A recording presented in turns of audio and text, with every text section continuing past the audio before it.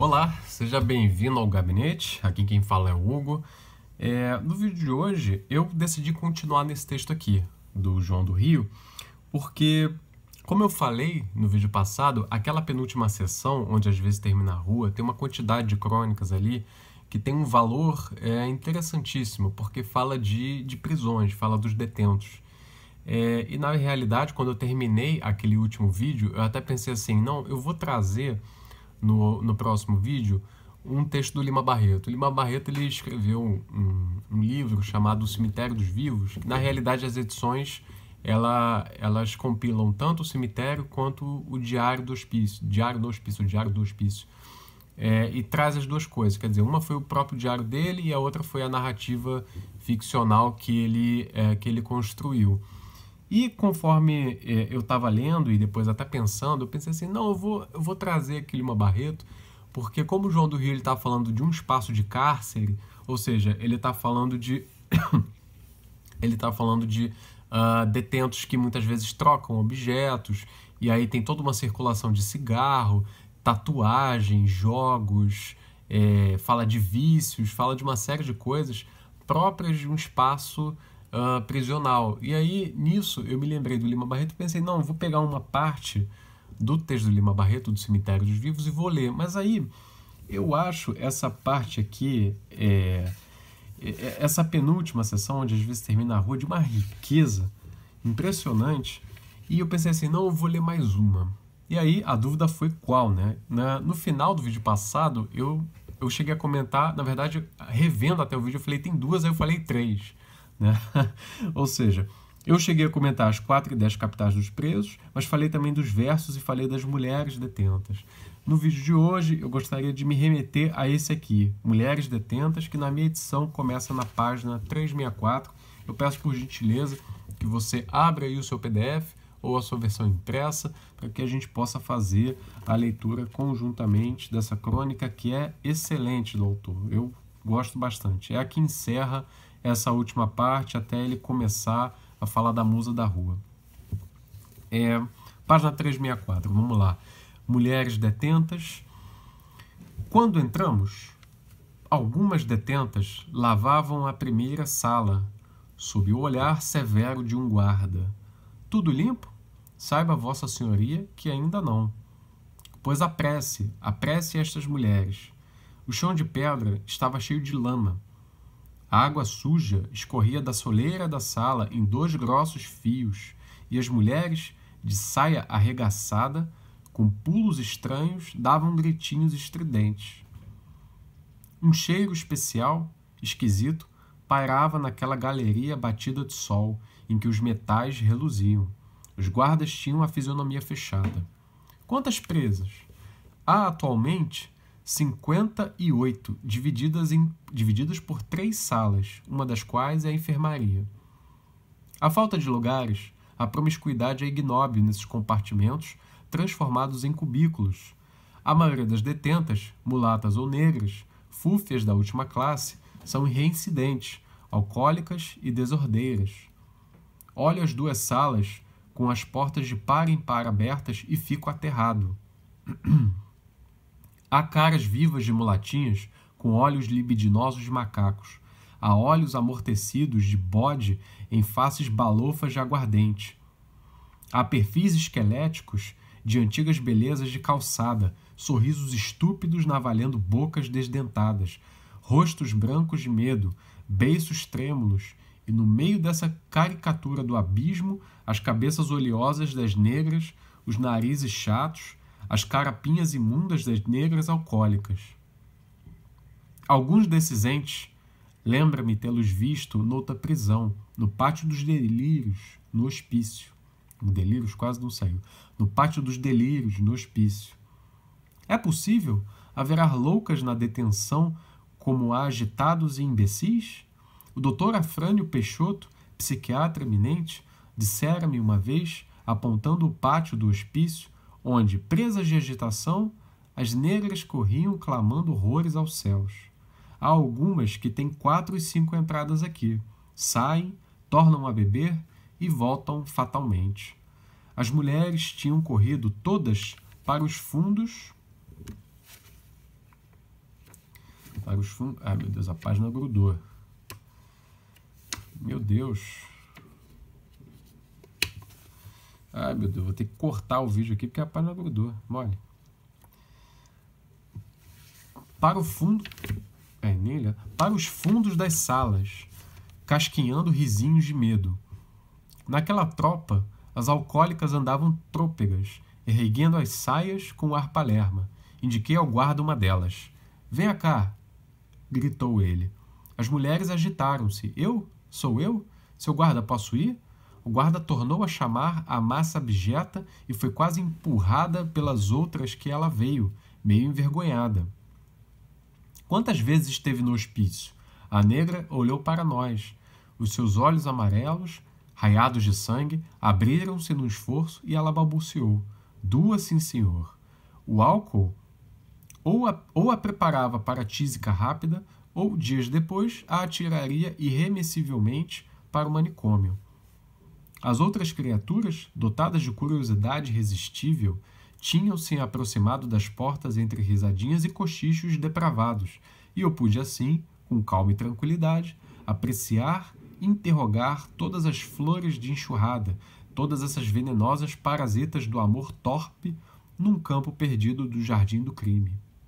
Essas mulheres estão na detenção por coisas fúteis, coisas que cometem diariamente até a cólera final dos inspetores tolerantes ou a vingança de algum soldadinho apaixonado. São moradores do morro da favela, das ruelas próximas ao quartel-general, dos becos que desaguam no Largo da Lapa, das ruas da Conceição, São Jorge e Núncio. Quase sempre brigavam por causa de uma tentação que tentava e pretendia satisfazer as duas. Outras atiraram-se à cara dos apaixonados num desespero de bebedeira. Saiba, Vossa Senhoria, que da outra vez que estive aqui foi por causa do inspetor. Eu tinha o meu bajojo. É bajojo que se pronuncia? Depois vou dar uma olhadinha. Eu tinha o meu bajojo. O bobo cheio de fobó estava se endireitando, mas veio de carrinho. O diabo vingou-se. E logo outra apoplética. Cá comigo é 9. Eu não gosto de presepadas. Ele era um rodelista. Quando a gente gosta de um homem, gosta mesmo. Nem que bata o 31. Falava uma língua imprevista e curiosa, cuspiando. E olhando as pobres coitadas, não sabia eu bem se falava a mulheres velhas ou a mulheres novas. De tal forma, aquelas faces e aqueles corpos estavam arruinados. Perguntei a uma pardinha cujos dentes eram brancos e que devia ter sido bonita. Devia ter sido bonita é terrível. Como se chama? Francisca Maria. Quantos anos tem? Tenho 20.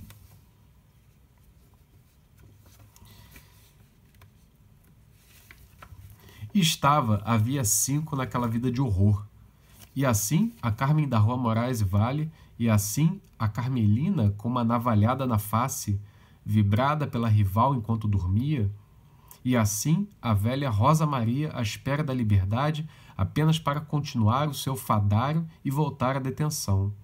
Todas estão tatuadas, tatuadas nos seios, ombros, tatuadas nos braços, nas pernas, no ventre, tatuadas nas mãos, algumas até tatuadas na testa. Esses riscos azuis e essas manchas negras dão-lhe um aspecto bárbaro, um ar selvagem. Nenhuma de certo tem mais família ou amizades duradouras. A tatuagem, para os seus pobres corações apodrecidos, é como a exteriorização da saudade. Muitas têm, entre espadas, cristos, sereias, peixes, coroas imperiais, o nome dos que lhe deram ser, o nome dos irmãos, o dos filhos perdidos e dos amantes que se foram. Muitas, nas horas de solidão, têm na própria pele a recordação da eterna dor. Cavalhada da luxúria, correndo nos recantos da cidade ao lado da morte e do assassinato, destinada aos fins trágicos da miséria, da sífilis ou do ciúme feroz, os seus próprios corpos são como o perpétuo símbolo das suas adorações, os altares onde se confundem todos os sentimentos. A cabocla Carmelina, uma das mais tatuadas, tem de tudo no corpo e até as falanges formam com iniciais o nome do irmão. Os braços ela os dedicou ao amor. Há nomes e nomes. uns por cima dos outros, alguns apenas em iniciais, outros por extenso. Examinando esses dois braços de Vênus asquerosa, que com o mesmo delírio e a mesma alma apertaram na chama da paixão apaixonados diversos. Nossa, ficou estranha essa frase. Examinando esses dois braços de Vênus asquerosa, que com o mesmo delírio e a mesma alma apertaram na chama da paixão, apaixonados diversos, o guarda perguntou, como quem quer decifrar um enigma: e qual destes é querido agora?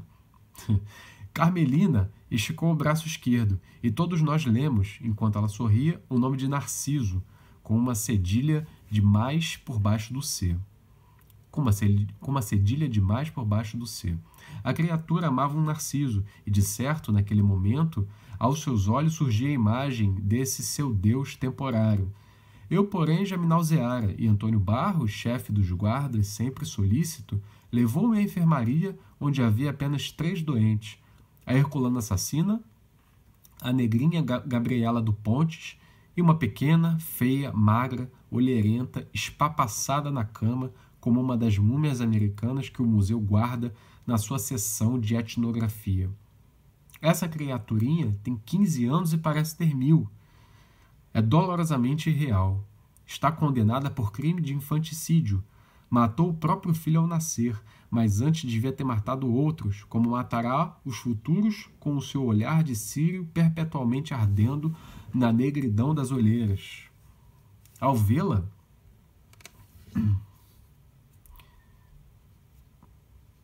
essa mudança de página com luva é terrível. Ao vê-la, eu não vou conseguir mudar. Vamos lá. Ao vê-la, lembra-se a gente das teorias dos criminalistas passados e principalmente das ideias de Maudsley sobre o crime e a loucura. Como te chamas? Olivia. Você não gosta das crianças? Um gesto negativo de cabeça. Antes já procurara tomar remédio para abortar, não? Isso aqui me lembrou uma... A Anísia da Silveira tem um texto que ela publicou, acho que talvez tenha sido o primeiro livro da vida dela, sobre crime praticados por mulheres. E eu acho que ela dedicou um capítulo, ou pelo menos uma sessão, para falar das mulheres que assassinaram os próprios filhos quando criança. Eu tinha até esquecido desse texto. Quem sabe futuramente não pega um capítulo e a gente lê. Bom, continuando aqui. Você não gosta das crianças? Um gesto negativo de cabeça. Antes já procurara tomar remédio para abortar, não? É uma pergunta sem razão de ser. A menina curva a cabeça e desata a chorar. Tudo quanto se lhe perguntar sobre o seu horror à maternidade, Olivia é incapaz de negar. Não se deve estar nessa enfermaria de detenção, mas num dos pátios do hospício. E, encolhida, com os cabelos esparsos nos travesseiros, a pele ressequida, como um pergaminho muito tempo esfregado por olhos bárbaros, essa infanticida de 15 anos arreganha a face num rito de angústia, como um cadáver de asteca ao ressurgir à face da terra. Neste momento, porém, houve um rebuliço. Chegavam os presos da colônia de 2 Rios à disposição do chefe. Fora ouviam-se os rugidos de um negro abjeto, o Bronze, enleado numa camisola de força, esperneando, espumando. 2 outros adolescentes bem dispostos, de chinelos novos, que sorriam perfeitamente contentes com a sorte, perfilavam-se ao longe entre os guardas. Não tivemos tempo de chegar à janela. Pelo corredor vinham vindo 3 mulheres. Traziam toda a roupa de Zuarte e um lenço cobrindo o crânio pelado. A primeira era magra, magríssima, tossindo a cada instante, com as mãos em cruz sobre o peito. De vez em quando, parava e a sua face exprimia a horrenda e inexprimível dor de uma agonia sem fim. A segunda, apagada, com os braços abertos, parecia não sentir mais as pernas. A última, com uma face de burguesa honesta na miséria, tinha um ventre enorme, um ventre hidrópico, um ventre colossal. Os guardas iam-nas tocando. Ea, para diante, ea. Eu nem sei se é assim que se pronuncia essa gíria, não sei se é e ou se é e. E, para diante, e.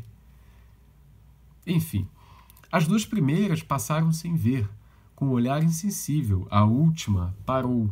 Não posso mais. Vim para fazer operação. Oh, o meu martírio. De qualquer forma, senhor guarda, eu morro, mas deixa-me ao menos morrer quando chegar a hora definitiva. Mas esta mulher inteligente, pois até se ensina a ler, aproximei-me. Ah, meu caro senhor, por piedade, peça ao ministro o meu perdão. Há 3 anos que sofro. O ódio de um inspetor, a falta de amigos e de proteção reduziram-me a este lamentável estado. Venho da colônia. Não me trataram como uma presa, trataram-me como uma pessoa digna de piedade. E apesar disso, estou assim. Perdão para mim. E aqui acho que ficou faltando tradução, pareceu ser uma fala. E a senhora chama-se Maria José Correia, fui professora pública. Deus misericordioso, que fatalidade sinistra arremessara aquele pobre ente inteligente, descendente de uma família honesta, à tropilha de uma colônia correcional. Que destino inclemente impele na sombra o homem, forma os vagalhões da popularidade, afoga uns, atira outros às estrelas e emaranha no dissabor e na tristeza a marcha do maior número. A essa mulher bastara perder o apoio da sociedade, para acabar no horizonte fechado de correcional todos os sonhos de ambição, todas as ideias felizes que os pais depositaram no seu espírito. Que lhe servia a visão superior do mundo na cloaca do crime e da luxúria? Que lhe servia ter ensinado às crianças o amor das coisas dignas, se o seu fim era acabar no eito da colônia, cavando a terra entre as desordeiras e as perdidas varridas da cidade? Tomou-se uma espécie de medo, de fobia neurastênica. Recuei. O guarda dizia: Deixa de lambança, Maria. Todos te conhecem. Saiba, Vossa Senhoria, que é popular nos quiosques da Estrada de Ferro Central. Vai às 5 da manhã e só deixa de beber quando os quiosques fecham. Antigamente, servia-se da barriga para dizer que estava grávida e ser bem tratada na delegacia. Agora não há mais disso. É uma alcoólica mais malcriada que qualquer outra. A mulher calou-se. As outras tinham parado e, de repente, a tísica, a que tinha na face a expressão horrenda de uma agonia sem fim, caiu de joelhos soluçando. Se eu tivesse o meu perdão, Nossa Senhora, não morreria aqui. Se eu tivesse o meu perdão, eu ia morrer sossegada. Fora, o sol enchia todo o pátio de um esplendor de puro líquido.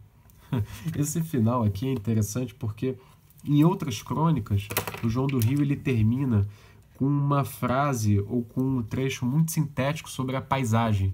Então ele fala muitas vezes do pôr do sol, do nascer do sol, fala da chuva, do dia que está nublado, e é uma forma que muitas vezes ele termina a crônica. Em outras aqui ele termina fazendo exatamente a mesma coisa. Não sei se às vezes é uma falta de espaço, porque afinal de contas ele tem que publicar isso no jornal e a crônica está ficando muito grande, ele tem que interromper e aí bota uma frase só para dar aquela encerrada brusca, aquela coisa mais, não sei se é do estilo dele também, enfim, mas é uma marca de outros textos do autor. Espero que tenha gostado dessa crônica, eu recomendo novamente a leitura de todas as crônicas. Acho que cada uma delas tem o seu valor e são crônicas muito gostosas de ler, apesar de que, eu não sei se eu falei isso no outro vídeo, mas eu acho que cabe fazer essa observação. O João do Rio, ele adjetiva demais o texto, ele é muito prosador, assim, ele quando ele vai expressar as ideias dele, muitas vezes ele faz um jogo de palavras, um jogo de adjetivações que torna a leitura até um pouco pesada. Você lê e aí ele vai qualificando, adjetivando, e aquele trecho se torna até às vezes um pouco cansativo da leitura. Às vezes o que é uma passagem, o que é uma ideia, o que é um fenômeno que está sendo descrito, que aparentemente é simples, ele torna isso carregado de palavras. E eu também não lembro se eu cheguei a comentar, mas tem um crítico literário que ele fala isso do João do Rio. O João do Rio ele seria um prosador, uma dessas pessoas que fala demais e acaba que no final das contas não produz tanta literatura, né? Acho uma crítica até um pouco injusta, porque afinal de contas é difícil pegar um escritor que teve uma obra tão extensa, quer dizer, não tão extensa assim, mas ele publicou bastante, entre crônicas, fragmentos e livros inteiros, e qualificar a partir de um único exemplo esse estilo dele, mas eu também percebo esse estilo mais prosador, de adjetivar demais nos textos dele, independente do texto que eu leia. Mas, enfim, de qualquer forma, ela tem um valor que não é só apenas artístico, literário, mas um valor histórico que eu acredito que vale a pena conferir. Acho que agora sim, no próximo vídeo vou, não sei, talvez pegar Lima Barreto, talvez pegar um texto de natureza mais acadêmica, talvez não tanto literária, mas acadêmica, tratando desse mesmo período, mas uma temática específica. Vamos ver aí no próximo vídeo qual vai ser a leitura. Espero que você tenha gostado e eu vou ficar muito contente se você continuar a leitura de mais uma crônica do mesmo livro, ou então se você quiser pegar um outro texto do João do Rio, ou ainda, quem sabe, um outro livro e fazer a leitura também. Eu vou ter o maior prazer em te acompanhar. Obrigado pela atenção e até a próxima. Valeu!